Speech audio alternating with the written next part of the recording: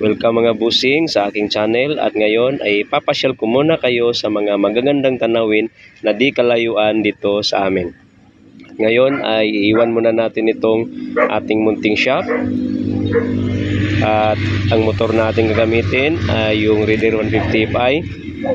So naka-rimset na ito at binalik ko lang sa stock para maganda sa ating biyahe. At ngayon ay nasa 3:14 AM ang ating oras. So medyo maaga tayo ngayon para maabutan natin yung Sea of Clouds doon sa Maragusan, Davao de Oro.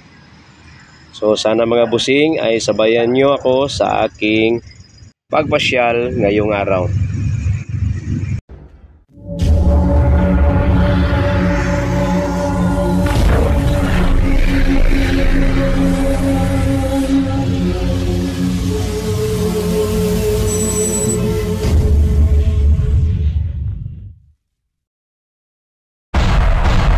Baka pwedeng pa-subscribe naman mga busing at pindutin ang notification bell para sa marami pa nating video i-upload. So ngayon mga busing ay papasok na tayo dito sa Maragusan, Davao de Oro. Mula Tagum City nadaanan natin yung Mawab, Davao de Oro, Nabunturan, Davao de Oro. At ngayon ay nandito na tayo papasok sa Maragusan, Davao de Oro. So ngayon, kitang-kita naman sa ating video na medyo madilim pa yung daanan. Nasa 5 AM pa yung oras dito. Sinadya talaga natin na mubiyahin ng maaga para maabutan natin yung Sea of Clouds dito sa Maragusan, Davao de Oro. So sa lugar na to ay maraming pasyalan at makikita natin yung mga Sea of Clouds dito. Sa biyahe na to ay may isang backrider tayo dito na naninigas kapag nasa 80 pataas na yung takbo natin. So patuloy lang kayo sa panonood mga busing dahil sa magandang unahan nito ay makikita na natin ang magagandang view papasok dito sa Maragusan, Davao de Oro.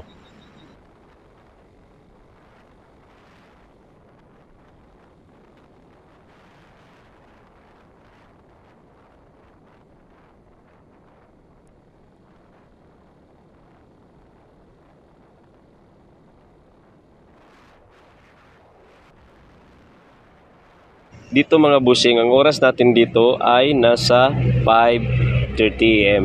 So medyo maliwalas na yung daan, no? Kitang-kita na natin. At syempre kitang-kita din natin dito yung mga magagandang view na nadadaanan natin dito sa may bandang kaliwa. Pasensya na pala, medyo baba yung camera natin, no? Hindi ko na sit up ng mabuti kasi first time ko pang ginamit itong camera natin dito sa helmet.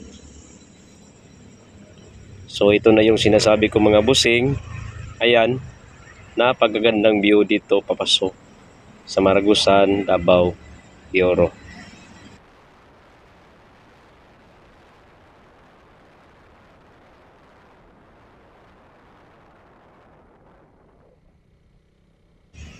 Dito sa biyahe na to ay ingat na ingat kami kasi may mga aftershock pa na nangyayari kasi kalilindo lang ng 7.6 magnitude.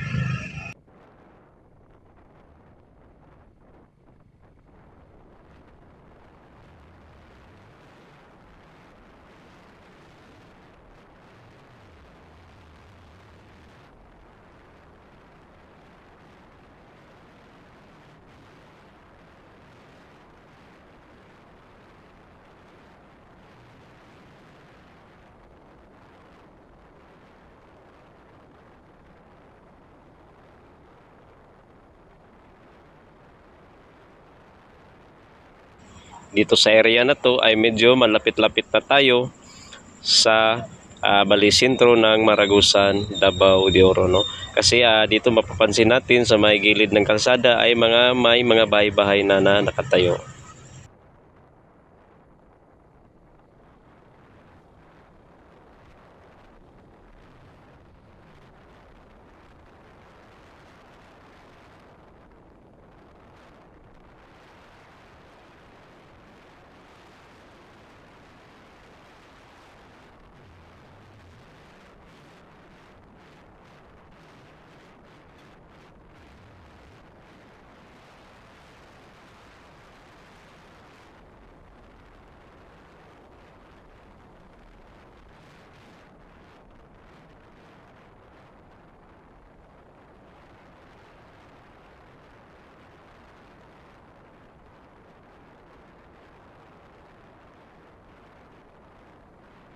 dito pala sa lugar na to, kung pupunta kayo ay siguraduhin nyo lang na magdadala kayo ng jacket kasi napakalamig ng lugar na to.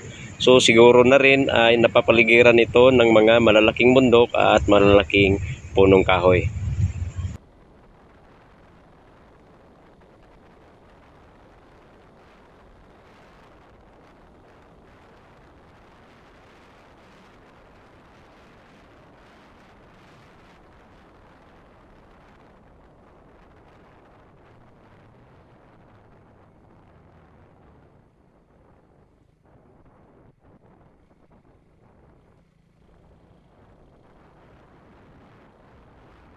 At sa wakas ay ito na tayo mga busing sa balisentro ng Maragusan, Davao de Oro. So ito yung kanilang balisentro ng kanilang lugar. Kumbaga ay yung kanilang downtown.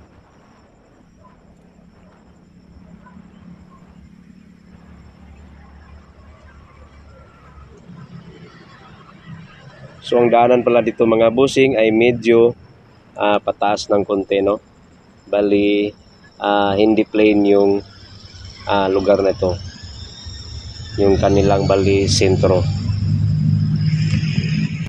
paangat siya ng konti.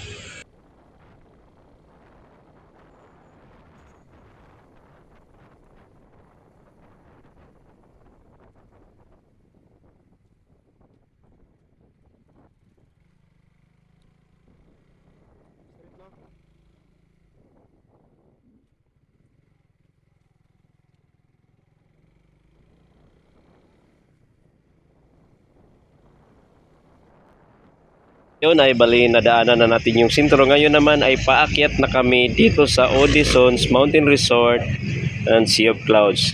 No, dito napansin natin na nandito yung mga bayani natin, no, na nagsisecure ng area dito. So safe na safe puntahan itong lugar na to para sa gustong makita yung Sea of Clouds. Bale dito pala kami dumaan sa Magkagong, no, at ngayon paakyat tayo doon sa tinatawag lang lugar na Mabugnaw, kung saan nandoon yung Odysseus Mountain Resort and Sea of Clouds.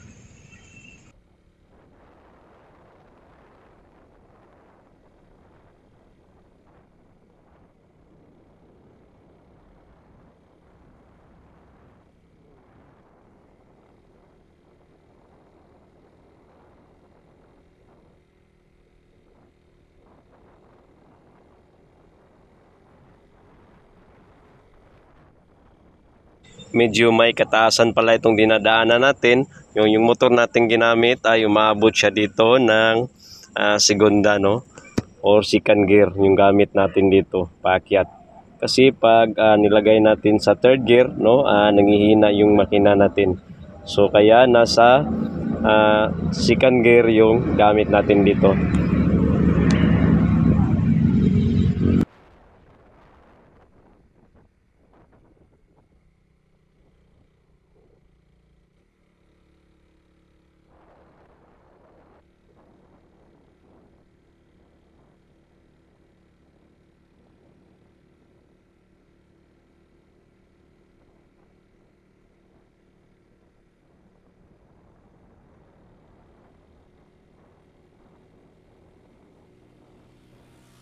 So dito, inibertikan lang naman tayo ng Rose, no? Talo yung Raider 155 natin.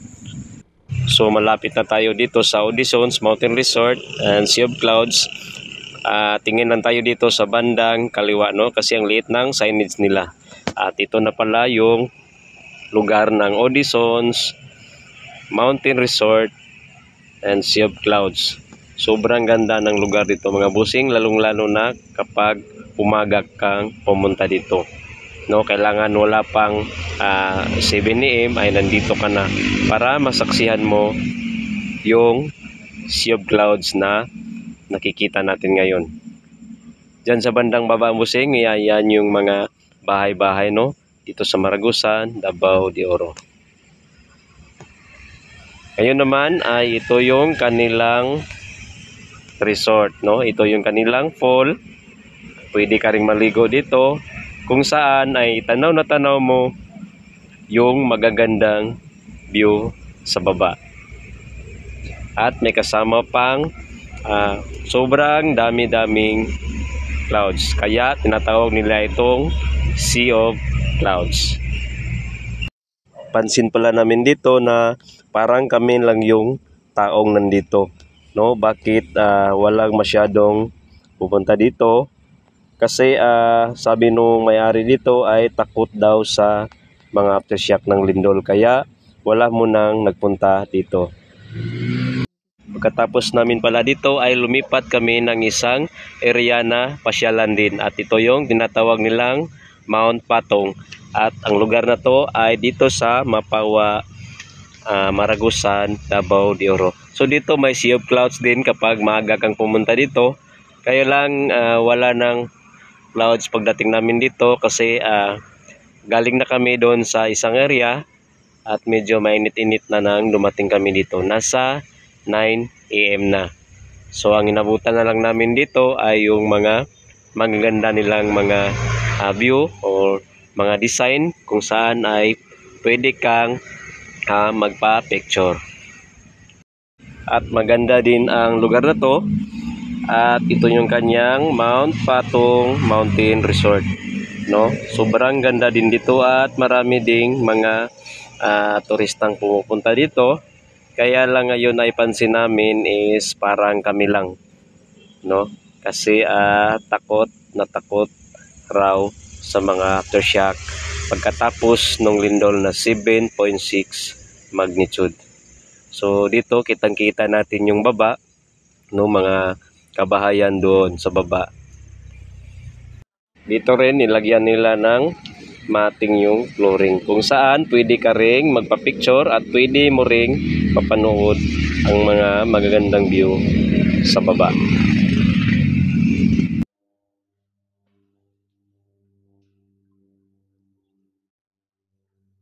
Pagkatapos pala naming namasyal dito sa Mount Patong mga busing ay lumipat namin kami ng isang area na tinatawag nilang Silmaro Bamboo Nature. No? Kaya tinatawag nila itong Bamboo Nature kasi sobrang daming kawayan na makikita natin dito. At sarap ding mag-relax dito mga busing kasi sobrang lamig ng tubig dito at pwede ka ring maligo.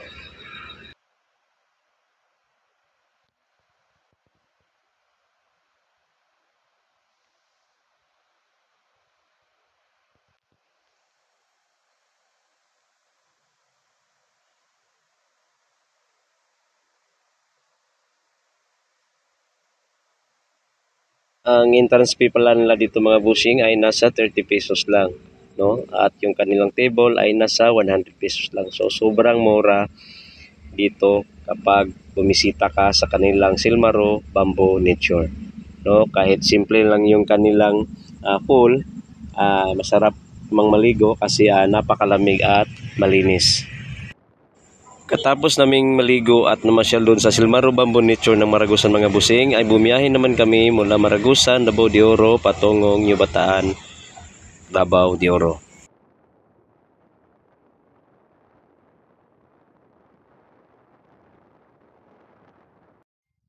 Bago pala tayo makarating sa boundary ng New Bataan, Davao de Oro ay madaanan muna natin itong tinatawag nilang Skyway na isa ding pasyalan. Pwede ka ring mag-relax dito mga busing at pwede ka ring kumain. At pwede kang mag-park dito sa kanilang napakalaking parking area. O ayan mga busing, the Skyway yung pangalan ng pasyalan dito. At ito pala yung kasama ko na si Takyang na naninigas kapag nasa 80 pataas na yung takbo natin. So tingnan natin yung taas kung anong meron dito. At ito naman yung kanyang paligid, no, na sobrang ganda din. Pansin natin dito mga busing na parang kami lang din yung taong umakyat dito. No, kasi kalilindo lang at hanggang ngayon ay mga may aftershock pa. Kaya siguro hindi mo na sila bumiyahe. Sobrang ganda din ang kanyang paligid dito mga busing. sobra ding lamig at nakaka-relax at ang sarap tumambay dito.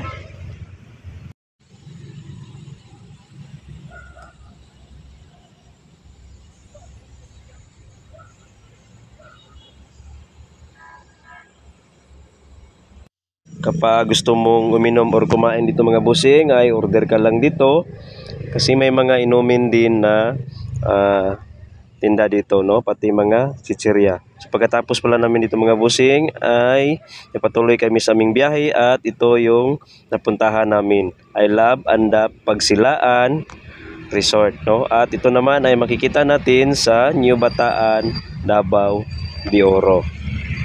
Sobrang ganda din ang resort na to. At napakarami yung kanilang pool. Siguro nasa 4 or 5 yung kanilang pool, no? Na ang tubig ay sobrang linaw at sobrang lamig. At siyempre makikita din natin dito yung kanilang mga magagandang view, no? So nakaka-relax din dito mga busing at napakasarap ding mamasyal dito.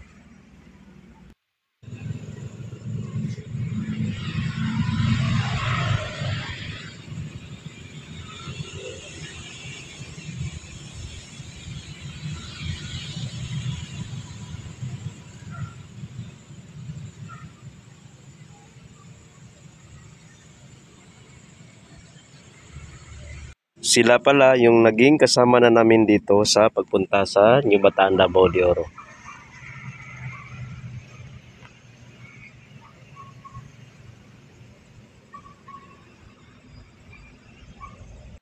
Dito sa kanilang pool ay maganda din kasi may nakadesign dito na parang isang kuweba.